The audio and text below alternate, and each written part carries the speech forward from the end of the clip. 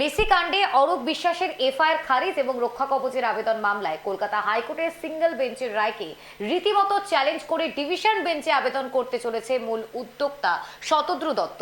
প্রয়োজনে সুপ্রিম কোর্টে যাবেন বলেও সোশ্যাল মিডিয়ায় নিজেই জানিয়েছেন তিনি।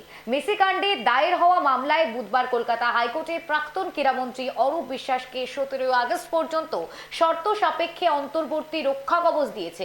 এই সময়ের মধ্যে পুলিশ অরূপের বিরুদ্ধে কোনো কড়া পদক্ষেপ করতে পারবেন না বলেও জানিয়ে দিয়েছেন বিচারপতি সৌগত ভট্টাচার্য।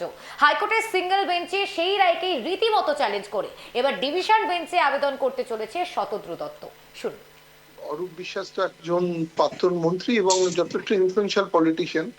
আমার যখন জামিন 5বার রিজেক্ট হয়েছিল, রিজন দেওয়া হয়েছিল যে আমি নাকি খুব ইনফ্লুয়েন্সিয়াল পারসন, আমি নাকি এভিডেন্স ট্যাম্পার করতে পারি।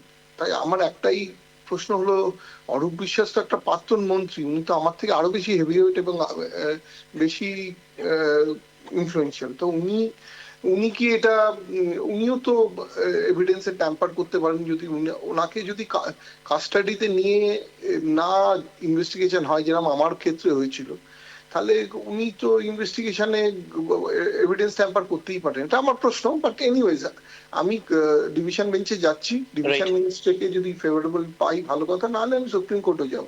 আমি এটা লাস্ট পর্যন্ত যাব, যতখানি আমাকে জুডিশিয়ারি সিস্টেম অ্যালাউ করছে।